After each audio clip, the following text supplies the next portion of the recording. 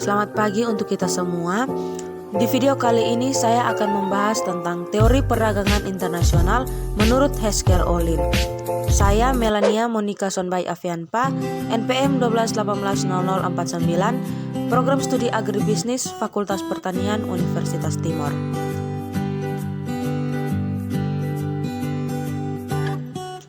Eli Hesker dan Bertil Ohlin.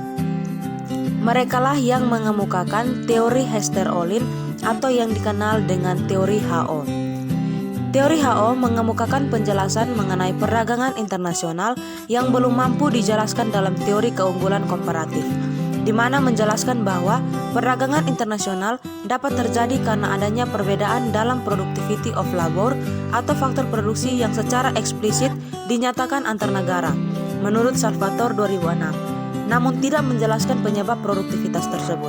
Kelemahan teori komparatif inilah yang mendorong munculnya teori HO.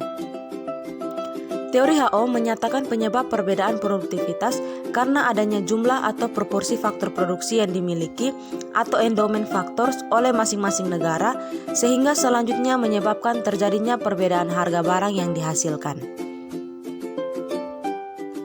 Menurut Hesker-Ohlin, suatu negara akan melakukan perdagangan dengan negara lain disebabkan negara tersebut memiliki keunggulan komparatif, yaitu keunggulan dalam teknologi dan keunggulan faktor produksi.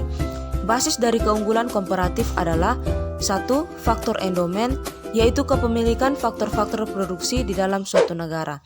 Yang kedua, faktor intensity, yaitu teknologi yang digunakan di dalam proses produksi, apakah labor intensity atau capital intensity. Asumsi teori HO. 1. Hanya terdapat dua negara dan dua komoditi serta dua faktor produksi tenaga kerja dan modal. 2. Kedua negara tersebut memiliki dan menggunakan metode atau tingkat teknologi produksi yang persis sama. 3. Komoditi X secara umum bersifat padat karya atau padat tenaga kerja, sedangkan komoditi Y secara umum bersifat padat modal. 4. Kedua komoditi tersebut sama-sama diproduksikan berdasarkan skala hasil yang konstan. 5. Spesialisasi produksi yang berlangsung di kedua negara sama-sama tidak lengkap atau tidak menyeluruh. 6. Selera atau preferensi permintaan konsumen kedua negara persis sama. 7. Terdapat kompetensi sempurna dalam pasar produk dalam pasar faktor produksi.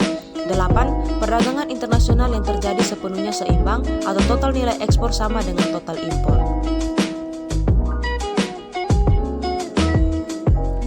Teori HO menggunakan dua kurva. Yang pertama, kurva isokos, yaitu kurva yang menggambarkan total biaya produksi yang sama. Yang kedua, kurva isokuan, yaitu kurva yang menggambarkan total kualitas produk yang sama. Menurut teori ekonomi mikro, kurva isokos akan bersinggungan dengan kurva isokuan pada suatu titik optimal. Jadi, dengan biaya tertentu akan diperoleh produk yang maksimal atau dengan biaya minimal akan diperoleh sejumlah produk tertentu. Spesialisasi. Pemaksimalan faktor produksi seperti tenaga kerja maupun kapital atau faktor pendukung untuk menghasilkan jumlah produksi yang sesuai untuk kegiatan perdagangan internasional antar negara. Dan sebuah negara yang kaya modal mengkhususkan diri dalam barang-barang padat modal dan ekspor mereka. Sementara negara berlimpah-limpah buruh mengkhususkan diri dalam barang padat karya dan ekspor mereka. Sekian dan terima kasih. Semoga bermanfaat.